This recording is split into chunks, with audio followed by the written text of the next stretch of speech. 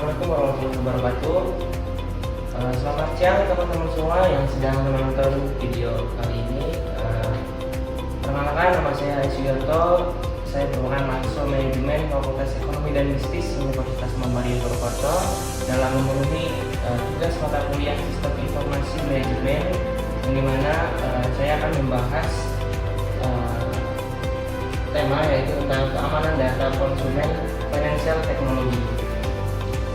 Perkembangan teknologi informasi utamanya internet networking membawa pengaruh besar di seluruh lini kehidupan manusia. Kehidupan modern saat ini sangat bergantung pada kemajuan teknologi. Asosiasi Penyedia Jasa Internet Indonesia pada tahun 2017 menyatakan jumlah pengguna internet Indonesia mencapai 143,26 juta jiwa.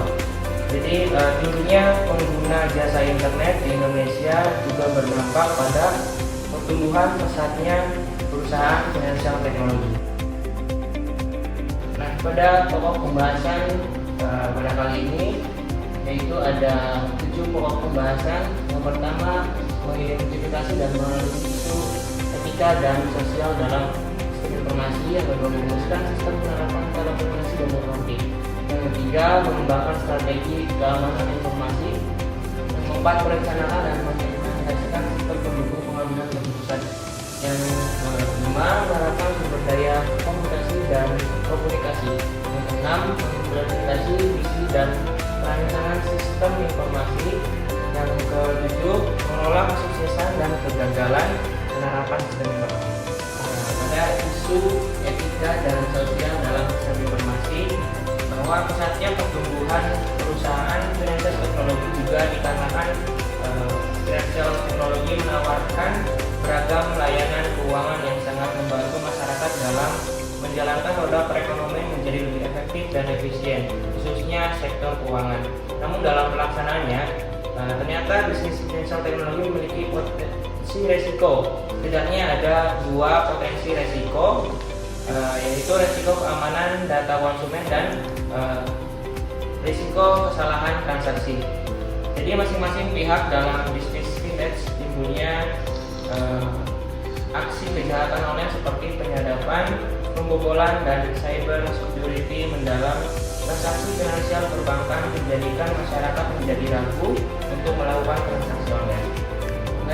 Selanjutnya, untuk menerapkan strategi keamanan data konsumen dalam teknologi finansial melalui telekomunikasi dan jaringan, ada beberapa langkah yang penting yang dapat diambil. Yang pertama itu enkripsi data. Jadi pada enkripsi data ini menggunakan enkripsi untuk melindungi data konsumen baik saat disimpan maupun saat ditransmisikan. Enkripsi mengubah data menjadi kode yang tidak dapat dibaca tanpa kunci deskripsi yang tepat.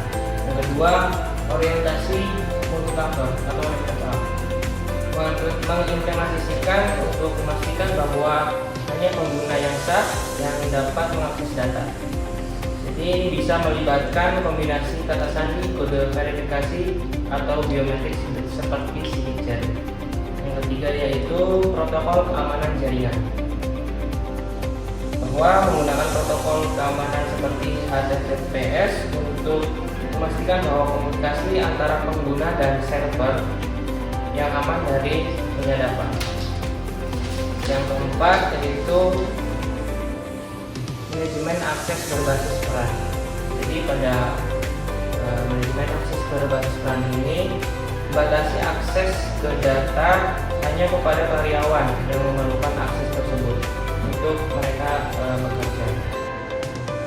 Sistem ini membantu meminimalisir resiko penyalahgunaan data. Selanjutnya yang kelima itu pemantauan audit keamanan.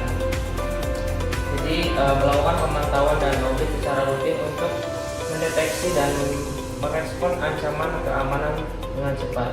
Ini termasuk penggunaan sistem deteksi intrusi dan pemantauan aktivitas jaringan. Yang keenam, pelatihan keamanan untuk karyawan. Memberikan pelatihan keamanan kepada karyawan untuk meningkatkan kesadaran mereka tentang ancaman keamanan dan praktik terbaik dalam melindungi data konsumen. Yang ketujuh yaitu kepatuhan regulasi. Jadi pada kepatuhan terhadap regulasi ini memastikan bahwa semua praktik keamanan sesuai dengan regulasi yang berlaku seperti peraturan otoritas jasa keuangan atau OJK dan peraturan Menteri Komunikasi dan Informatika di Indonesia. Nah, bagaimana sih perusahaan financial teknologi dalam menjaga privasi data pelanggan? Jadi perusahaan financial teknologi mulai menggunakan data alternatif untuk mendapatkan informasi yang tidak konvensional pada pelanggan.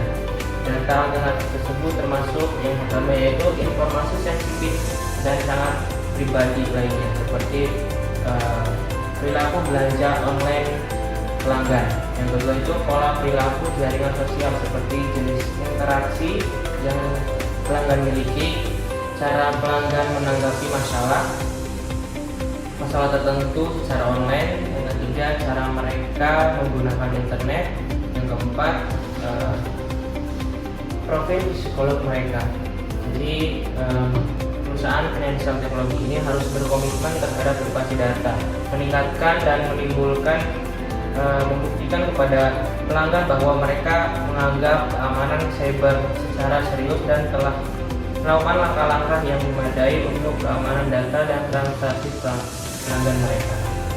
Selanjutnya, merencanakan dan mengimplementasikan sistem pendukung pengambilan keputusan. Jadi pada perencanaan sistem pendukung pengambilan keputusan ini ada dua metode yang dianggap paling penting, yaitu yang pertama metode Simple Adaptive Weighting, yaitu metode SAW ini digunakan untuk menghitung bobot kriteria dan membandingkan alternatif berdasarkan kriteria yang telah diprioritaskan. Yang kedua, metode Analytical Hierarchy Process, bahwa pada metode AHP ini digunakan untuk membandingkan dan menentukan bobot relatif dari kriteria yang telah ditetapkan. Selanjutnya, dalam menerapkan sumber daya komputasi dan komunikasi. Sini ada 6 penerapan sumber daya komputasi dan komunikasi. Ada yang pertama, tanda tangan elektronik tersertifikasi. Jadi penggunaan tanda tangan ini yang tersertifikasi membantu memastikan bahwa transaksi digital dilakukan oleh pihak yang sah dan tersertifikasi. Yang kedua, proses IKYC, Know Your Customer. Jadi verifikasi identitas pengguna melalui proses IKYC menggunakan data biometrik dan kependudukan untuk memastikan bahwa pengguna adalah orang yang sebenarnya. Yang ketiga, sistem verifikasi biometrik. Jadi pada sistem ini menggunakan teknologi biometrik secara sidik jari atau pengenalan wajah untuk memverifikasi identitas pengguna secara akurat. Yang keempat, sertifikat elektronik. Penerbitan sertifikat elektronik sebagai bukti identitas digital yang sah dan dapat digunakan untuk melakukan transaksi yang aman. Yang kelima, keamanan cyber yang ketat.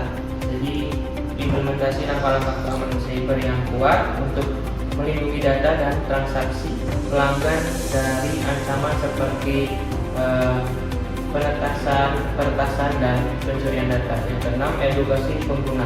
Memberikan edukasi kepada pengguna tentang pentingnya keamanan data dan cara melindungi informasi pribadi mereka saat menggunakan layanan financial teknologi. Selanjutnya yaitu pengimplementasian visi dan perencanaan sistem informasi. Jadi pada sistem informasi ini ada beberapa visi yang harus diterapkan. Yang pertama, sistem pembayaran. Jadi pada sistem pembayaran digital payment ini yang mencakup otorisasi, clearing, penyelesaian akhir, dan pelaksanaan pembayaran.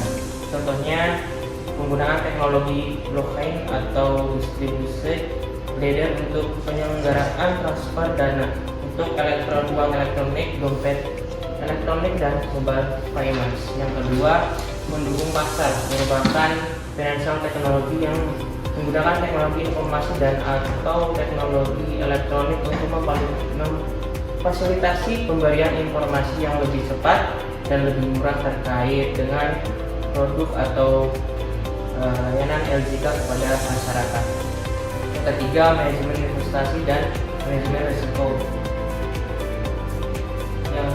Yang contohnya itu penyediaan produk investasi online dan asuransi online. Yang keempat itu pinjaman, pembiayaan, dan penyedia modal. Contohnya layanan meminjam uang berbasis teknologi informasi atau peer-to-peer lending, serta pembiayaan atau penyelenggaraan dana berbasis teknologi informasi atau crowdfunding. Yang kelima, jasa finansial lainnya selain keempat hal yang sudah disebutkan sebelumnya. Baik, pada pembahasan terakhir kali ini kita mengelola kesuksesan dan kegagalan penerapan sistem informasi pada keamanan data konsumen financial teknologi. Jadi ada dua faktor. Yang pertama, faktor kesuksesan dan faktor kegagalan. Dalam faktor kesuksesan yaitu mencakup pemanfaatan teknologi yang canggih, kepatuhan terhadap regulasi dan edukasi pengguna. Selanjutnya, faktor kegagalan sendiri ada kelemahan keamanan siber, adanya kurangnya transparansi, dan ketiga, tidak patuhan terhadap regulasi. Yang terakhir yaitu ada langkah-langkah untuk mengelola sistem keberhasilan. Dalam sistem keberhasilan ini ada tiga yang harus diterapkan. Yang pertama, implementasi sistem keamanan yang kuat. Yang kedua, audit dan penilaian yang berkala. Yang terakhir itu kolaborasi dengan ahli keamanan. Mungkin itu saja pembahasan saya kali ini. Terima kasih atas perhatiannya. Mohon maaf jika ada kesalahan atau kata yang kurang berkenan. Terima kasih. Wassalamualaikum warahmatullahi wabarakatuh.